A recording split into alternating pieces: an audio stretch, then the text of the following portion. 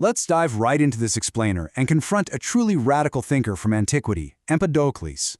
We're looking at a textual corpus, specifically the fragments of his physical and purificatory poems, where hard empirical science and literal thaumaturgy, magic, are completely fused together. He didn't just passively observe the physical world. No, his poetry claims he could actually control it. This text doesn't separate the scientific observation of matter from the commanding application of its properties.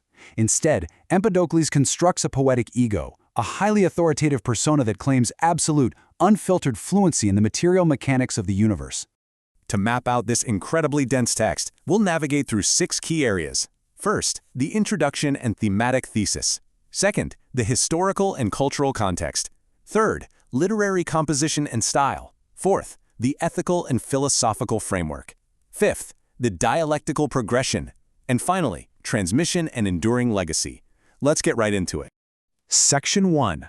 Introduction and Thematic Thesis. The Dualistic Engine. Let's ground ourselves in the foundational paradigm of these surviving hexameters.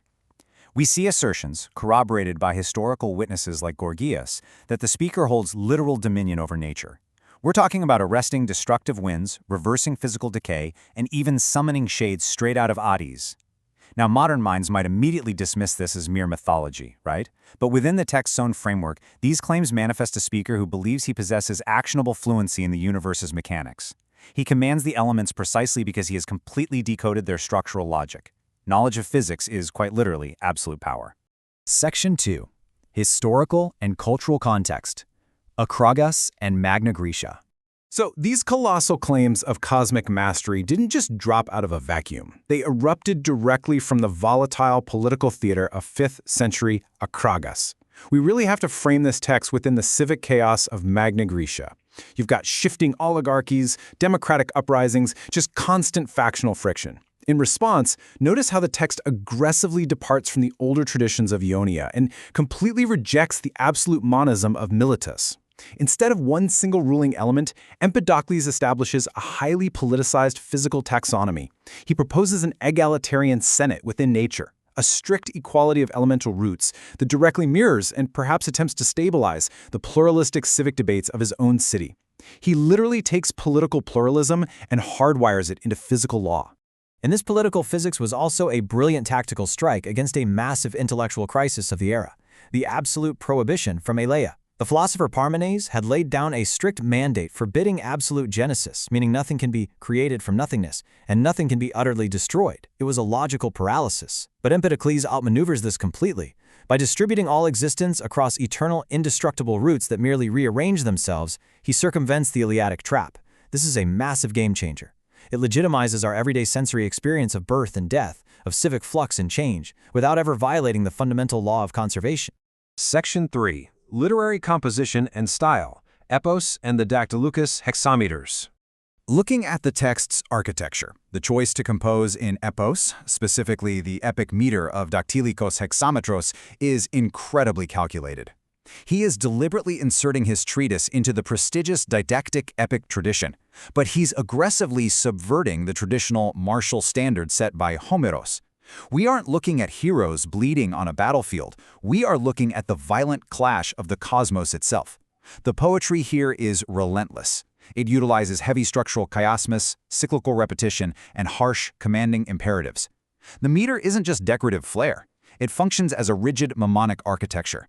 It's a mechanism literally engineered to force the listener to comprehend these massive, oscillating physical forces. You might be wondering, why weaponize such esoteric, dense terminology? Well, it sets up a fiercely agonistic relationship with the audience. The poetic style acts as a literal initiation rite. It is systematically designed to alienate lazy, superficial readers, while revealing profound mechanical truths to those willing to do the heavy cognitive lifting.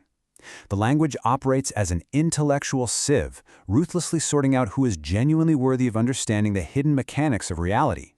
Section 4. Ethical and Philosophical Framework. Propides and the Phrene. This brings us directly to the strictly epistemological ethics governing these fragments. This isn't morality in the way we usually think about being a good person. No, this is an aggressive cognitive mandate focused on the sheer capability of the mind and the diaphragm, the podpides and the phrene. Consider the command, guard these teachings with pure attention in the throbbing phrene.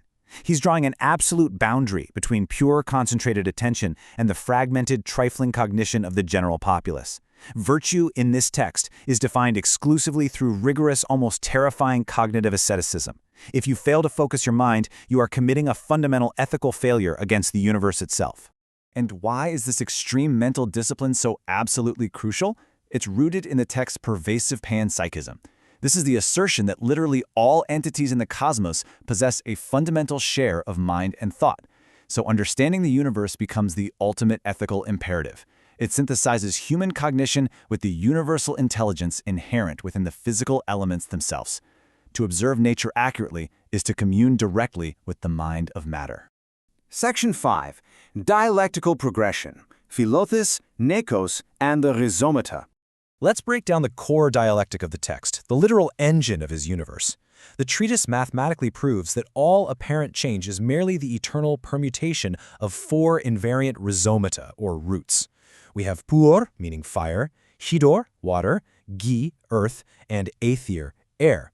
Because these 4 roots are utterly eternal, completely equal in age, and strictly bound by a sequential rule where they take turns dominating the cosmos, absolute genesis or annihilation is systematically rejected. Nothing newly comes into being and nothing truly perishes. Matter just endlessly recombines. Now, to drive this relentless mixing, the text introduces 2 antagonistic, yet equally necessary mechanical forces. On one side, we have philotis, love, or the integrative principle that relentlessly draws all diverse elements together into a unified, harmonious divine sphere. Pushing back is nekos, strife. This is the dissociative force, ripping the elements apart and driving the universe into combative multiplicity and rupture. You literally cannot have one without the other. They are locked in a structural, cosmic war. This eternal conflict generates a highly specific 4-stage cosmic cycle. We move from total unity under Philotis into creeping dissociation caused by Nikos, arriving at maximum chaotic multiplicity, only to be inevitably drawn back into integration once again. He systematically charts this perpetual cycle to mathematically demonstrate a profound truth. Absolute stasis is physically impossible. The physical universe is, by definition, an eternal pendulum of association and dissociation. Section 6. Transmission and Enduring Legacy, Simplicius and the Papyrus. So how did this incredibly dense, formidable corpus actually reach us today? Its transmission history is frankly a miracle of preservation. In the 4th century BC, the text faced highly hostile doxography, especially in the treatises of Aristoteles, who frequently distorted these concepts to elevate his own frameworks. Fortunately, the core architecture was preserved centuries later, in the 6th century CE, through the expansive, defensive commentaries of the Neoplatonist Simplicius. But the most stunning development happened in the modern era with the physical recovery of the Strasbourg Papyrus. This archaeological breakthrough fundamentally stabilized our structural understanding of the direct physical transitions between these cosmic stages, restoring lines of text we thought were lost forever. The enduring legacy of this text is simply unparalleled. By essentially inventing the blueprint for elemental chemistry, Empedocles permanently shifted the trajectory of physical inquiry toward a mathematically structured mechanics of nature, a paradigm that held immense authority for over 2 millennia. So as we wrap up this explainer, I want to leave you with a final thought to chew on. If this ancient text is right, and the very foundation of all material reality is driven by an inescapable, structurally necessary conflict between unity and rupture, can any state of physical or even political peace ever be anything more than a temporary illusion?